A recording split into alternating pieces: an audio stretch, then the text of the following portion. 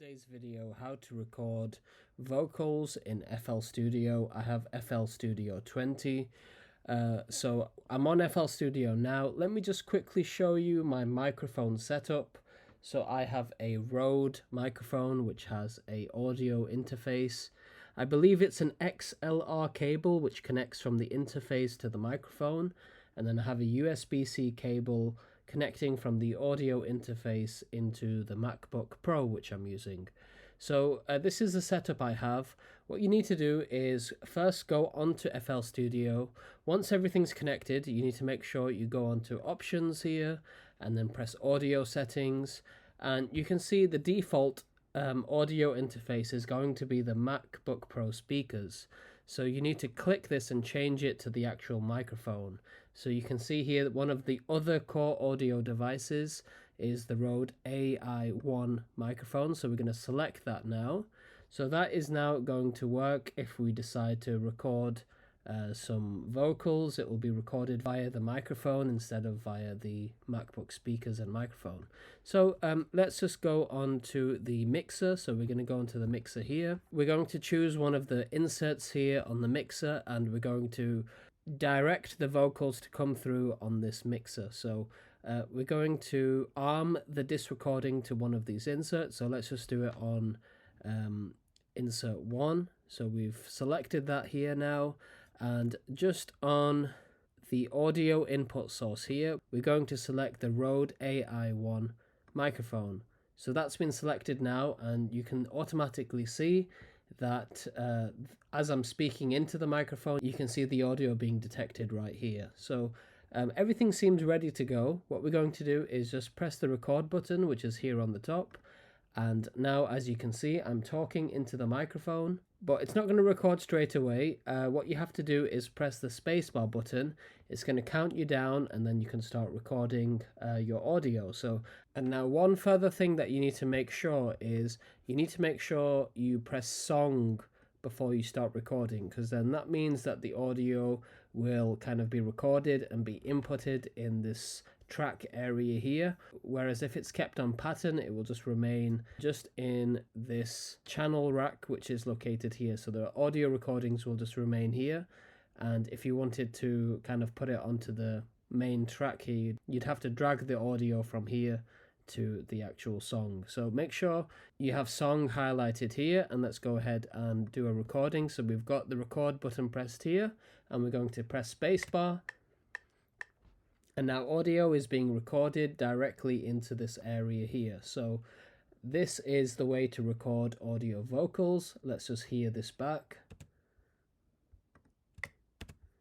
And when you want to play back your audio, make sure you turn off the record here. Otherwise, when you press play to play back, it'll start recording again. So let's listen to this back. And now audio is being recorded directly into this. What I'm actually going to do is just change the audio settings back onto the speakers so you can hear. And I'm going to just turn this off there. So now audio is being recorded directly into this area here. So now let's listen to the recording. And now audio is being recorded directly into this area here. So this is the way to record. Now, if you want to put some effects on this, I'm going to show you how to do that as well. So this is the way I put effects onto my audio files. So I've got the audio which I recorded in insert 1. What I actually do is to keep things separate. This is just how I do things. There may be another way to do this, but this is how I've always done it. I ensure that the effects are put on via another insert to the one that I'm recording through. So I am going to, this is the audio I've just recorded. I'm going to put it on insert 2. And now any effect I put here is going to be applied onto the audio recording which I just recorded. So let's put some reverb on. Let's just increase the compression there.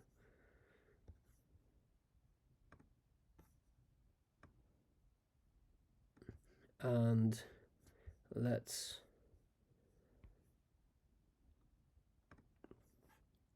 just clean up some of the vocals here. If you want an auto-tune tutorial on how to set up auto-tune and some settings for auto-tune, leave a comment in the comment section below. I can do that as well for you guys. But yeah, so I've put three effects on here. Let's just play this back. And now audio is being recorded directly into this area here. So you can hear the effects of reverb, compressor, and some vocal EQ on this audio which I just recorded. So this is how I tend to set up my audio recordings. The reason why I set up a separate insert in order to put the effects on is because sometimes I like to trial different effects on the audio I've just recorded. So if I didn't like any of these effects, let's say I want to try some other effects, I could just open up insert 3, put some more effects on here, like I could put delay, I could put some more reverb, and all I would have to do is go back onto the channel rack and move the target mixer track to 3, and then basically when I listen to it back, it will now have the effects. It'll have the effects which were there for insert 3, but if I wanted to change my mind, it's easy for me to go back and just go back to insert 2 if I wanted to. So that's the reason why I set up my audio in this way. It just makes trialing different effects and sounds a little bit easier for me.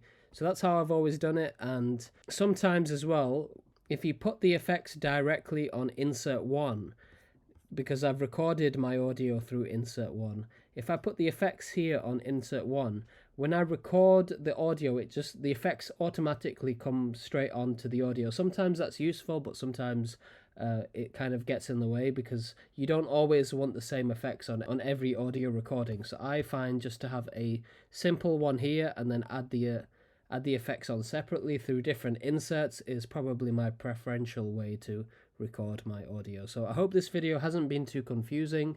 I hope I've explained how to record audio on FL Studio 20. This also applies to FL Studio 21 and also to the previous versions. If you have any questions about audio recording for FL Studio, leave a comment in the comment section below. I'll do my best to get back to you, and thank you very much for watching.